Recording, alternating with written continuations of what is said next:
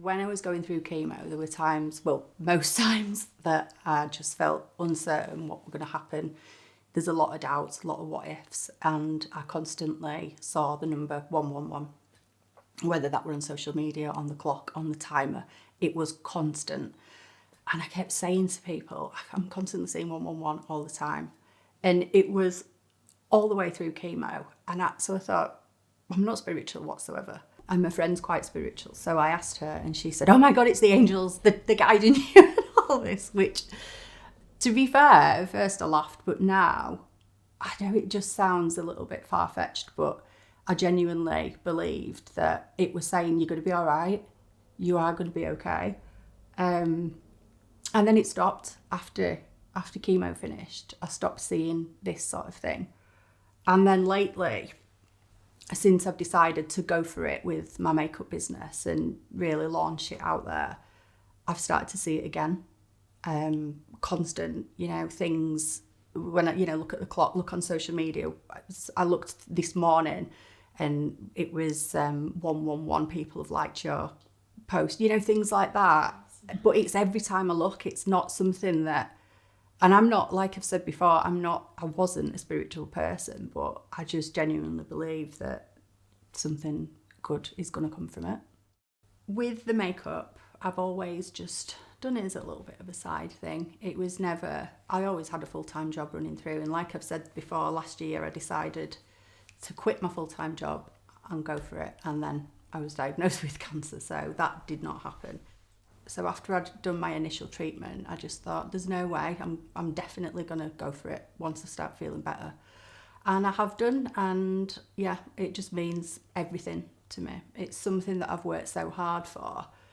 And to be told that I had cancer last year, when potentially that could have ended everything for me, it was heartbreaking, to be honest. But yeah, I just had the mindset to think, no. And I just genuinely believe if you want something that much, it will happen.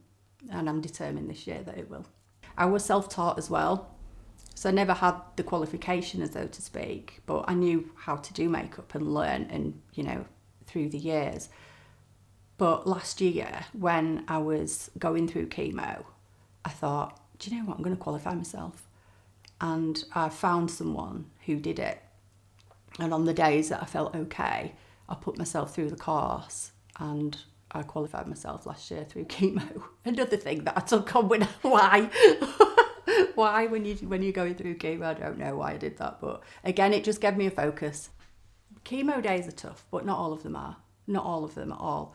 And I think this is what scares people. They think they're going to be in bed the whole time they're on chemo. That's not the case. It is tough. I'm not going to say it's not, because it is. Some days are, but some days aren't. And, when you come out of the side effects of the chemo that should last for about 4 days, sometimes they don't, they last longer, but sometimes they last shorter, the darker days. And you'll be okay. You'll be able to meet friends. You'll be able to do your jobs around your house, that sort of thing. Spend time with your family. So yeah, it's not all doom and gloom. Active treatment ended on Christmas Eve. So I had my last radiotherapy on Christmas Eve, which was good. Nice Christmas present.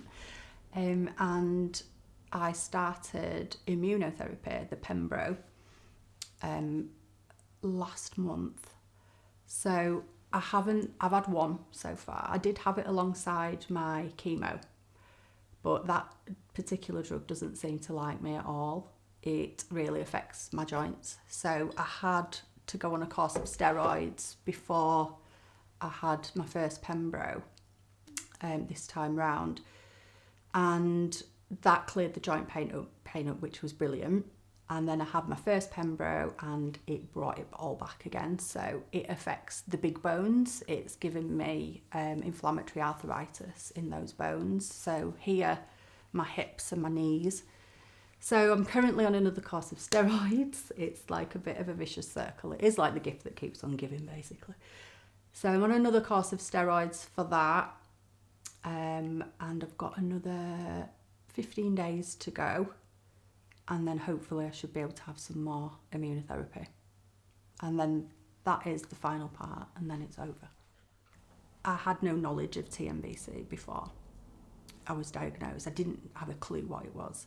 I didn't know there were different types of breast cancer or anything, especially one so aggressive as this one.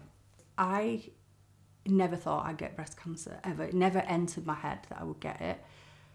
If I can just raise a little bit of awareness for people to get checked, check themselves, look out for signs, anything like that, and, you know, act upon that really. And I think early diagnosis does save lives, you know, rather than waiting. You know, for me, the thought is that triple negative breast cancer spreads fast, and the earlier you get checked out, the better. I had a really great oncologist, very straight to the point and very, very relatable. So she said to me, you're going to hate me. I'm going to put you through hell with the chemo, but I'm going to make you better at the same time. There's going to be times when you won't want to speak to me, but at the same time, we'll get you where you need to be. And I remember that hitting hard, to thinking, she's the oncologist, so I'm going to be all right. I'm going to be all right. It's going to be hard, but I'm going to be all right. And I remember when my last meeting with her, when I'd finished the chemo, I bought her a card that said, thanks for the chemo, hell. So yeah, and she came in and we hugged and stuff like that. And she was just great, a really great person. That tough love that you kind of needed. Yeah, just needed that direct. You're going to be all right, but this is going to be tough. So you just need to get your head down and get on with it. I don't know where they find these nurses, to be fair. Heaven, I think, because they're just angels. They have got, I'm going to cry. They've just got so much time for everyone. So I just all of them were great.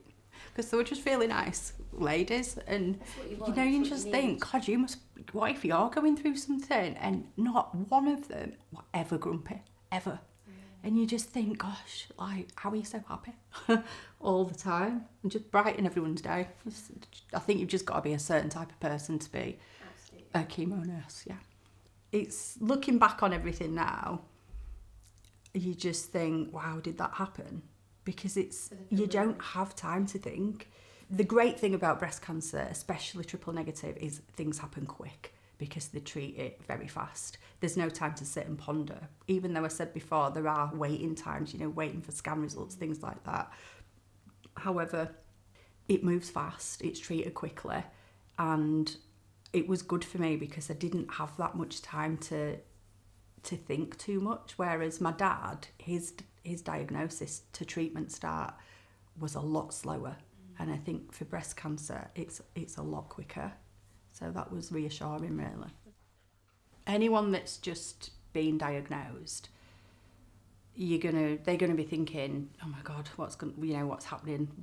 How am I gonna cope? I think for me, the biggest thing was gathering people around you, making sure that, you know, you've got the people around you that want to help. And although it's hard to accept help sometimes, those people want to help you. So just don't be too proud and let them help, because they'll feel like they can do something for you as well. Because I think everybody in your journey wants their place and their role, if that makes sense. So I just think everybody wants to help, and it's so difficult, I think, when someone's got cancer, because although they're going through it on their own, which you are on your own, but you also need people to stand with you and walk with you as well. Not obviously do it for you because they can't, but if they can help in any way, let them, definitely. If you are a big social media fan and you are on social media, I just found it, for me, to follow people like-minded, people that inspired you, people that, you know, wanted to be positive. Even sometimes when, you know, I follow a lot of people that not lucky enough to have the same story as me, they were still so inspiring to watch and to be part of their, you know, journey on their TikTok as well, and to learn from them, and, you know, to just have that connection with other people. And not everybody's going to have the same story, and that's where it can become a little bit sad in terms of meeting people along the way. When I first got diagnosed, I was straight on TikTok. I'm like, right, I need to find people that have got this as well. And the first few people that I found, I was sent into a world of despair, I'll be honest. And they loved to talk about the negative, and I'm thinking, where is the positive? Where is the positive? I need to see that there's something, someone's okay, I need to find someone.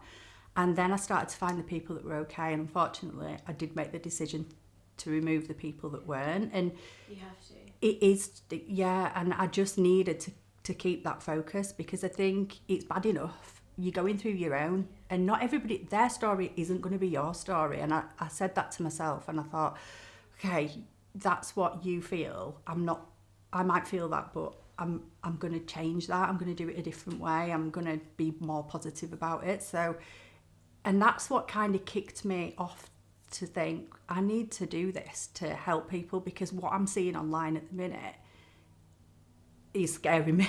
It's what I thought in my head is, anyone that's going through chemo knows how it feels. They know how crap it feels. They don't need me coming on and going, it's crap, because they know, it's all about, yeah, chemo's rubbish. I sort of tried to share a little bit of humour along the way with stuff, because there are times when you look back and think, oh my God, how did I behave then when, when I was going through that chemo side of it. But yeah, I think people know how horrible it feels. So me coming online and telling everybody and just reaffirming that is not going to help anybody get through their journey. So I just decided to share the bad bits, but also just try and share as many of the positive things that I could have done. Not everybody's story is their story, really. You've got to find your own way, I'd say, for me. If someone else is experiencing chemo and really taking it tough, you might not. And it's just, don't compare your treatment or your story to anyone else's. That's the biggest thing, really, I think. If we're talking about trigger moments, so certain clothing that I wore, can't wear anymore. So and I can remember the oncologist saying to me, there'll be food that triggers you, there'll be certain smells that trigger you, don't wear your favourite perfume, because if you wear that while you're on chemo, it'll take you back, and it does. Everything will, there'll be a lot of things. So what my oncologist said to me is, don't eat your favourite food, don't wear your favourite perfume, and don't wear your favourite clothes while you're having chemo, because you won't want to eat or wear any of that ever again. So there was numerous people that I could phone, which was great. The support always on hand. The great thing was that you are allocated a breast care nurse, and she's your personal, not your personal nurse, but she's yours, that you can go speak to. You can ring her whenever you want. And she was great. She was called Fran. She is called Fran. And she is just really great for someone that I can just say, is that okay? I'm still hurting. Is that normal? And, anytime you want to ring them, there's also 24-hour helplines and things like that you can ring. I mean, my breast care nurse is now getting asked, when can I have Botox? She was like, not yet. Yeah, you got time. Yeah, just get right first.